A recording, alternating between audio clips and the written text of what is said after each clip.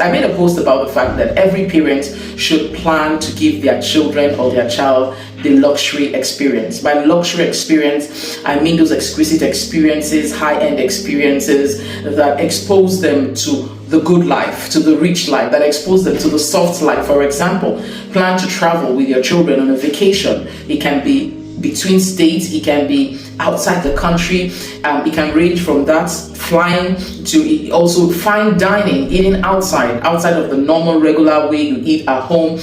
It can also be shopping for good clothes, expensive clothes, shopping from what is not the regular way of shopping. It can also be going to the beach, going on a picnic. It just varies where you are at in life. So you don't need to rob a bank to do this, but with proper planning, yes, you can. The moral or the reason for this exercise is to simply point your children to the endless possibilities. What this does is that it gives your children a mind shift that life can be enjoyed. Life must not, you mustn't suffer. It gives your children perspective, it makes your children confident. It's a confidence booster. It makes your children able to speak in public. So it naturally elevates your children in a way that you do not understand, no matter your living condition. Once you plan to do it, no matter, it mustn't be something that's so often, but plan to do it can be annually, it can depend. Some people do it monthly, some people do it annually. But listen, just plan to give your child the luxury experience. It's a confidence booster. It elevates their perspective. It gives them room for endless possibilities. The mind actually shifts. Now, when I said that in a post yesterday, I woke up this morning with an urge. It could never have been complete if I don't come back with the sequel.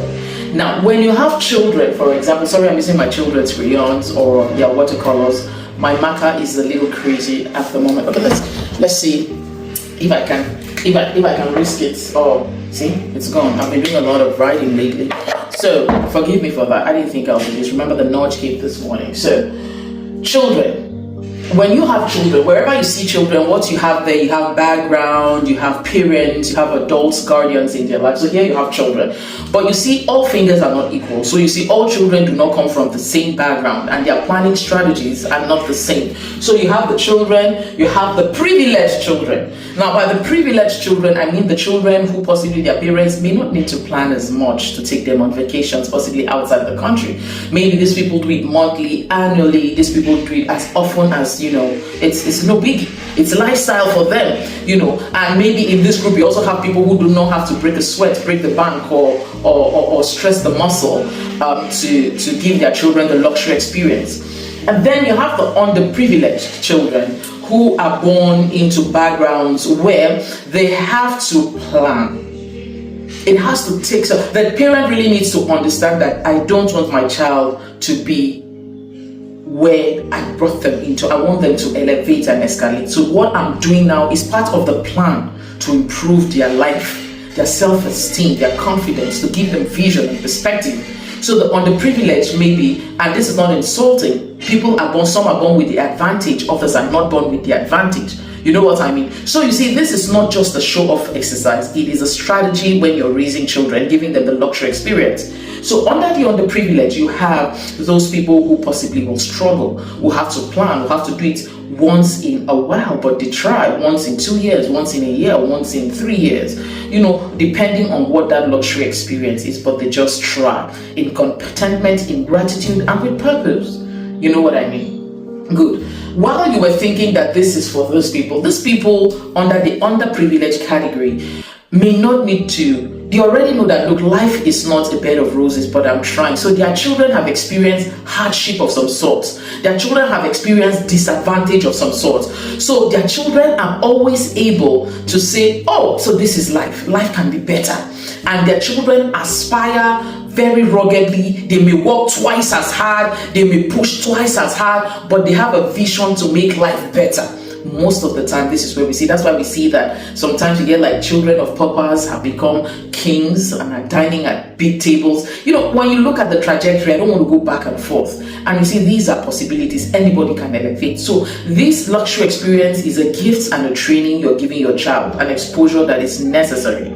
But then again, that was possibly where we may have thought it to. But let's come to the privileged few. The privileged few who can afford it. The privileged few who have it at their beck and call. There is something I heard, and maybe that's why I had the note. They say that wealth is always lost in the third generation. And I disagreed with that person. You know why I disagree? It all depends on orientation and mindset. So while the privileged have always wake up in luxury, understand what luxury and lifestyle means, the tendency to take it for granted because they always have it is high. The tendency to think that it will always be there is high.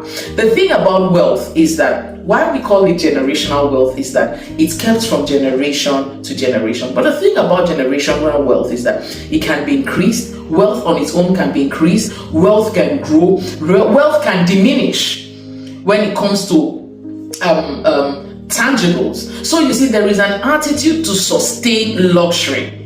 There is a mindset and a mentality. On that note, when you are under the privileged few, while these have already experienced hardship, difficulties and disadvantages of some sort, and are being exposed to privileges or luxuries so that they can catapult or elevate their life, the children of the privileged, this is what you have to do.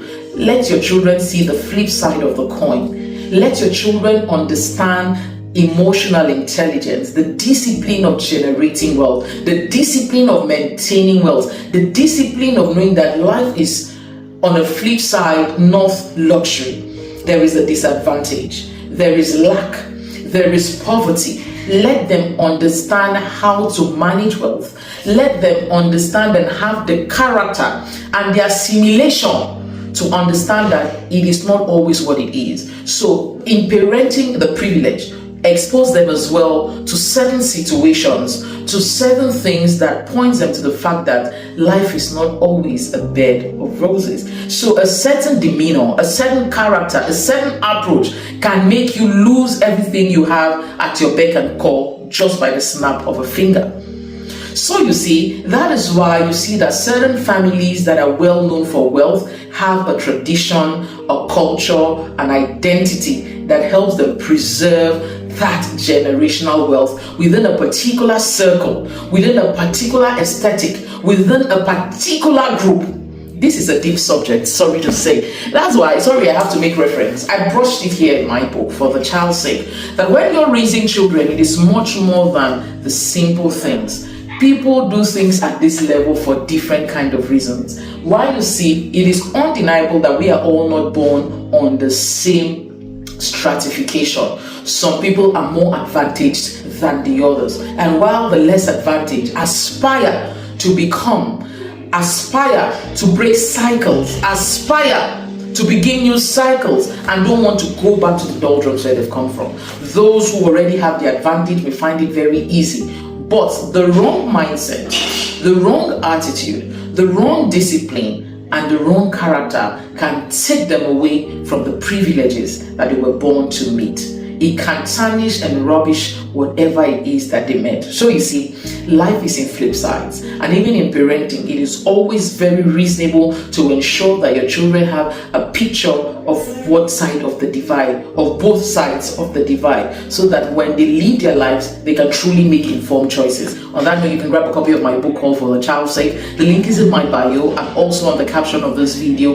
Remember, my name is Dr. Dinah Mary. I have a nose for raising well-rounded children who become high-value individuals. Love you, bye.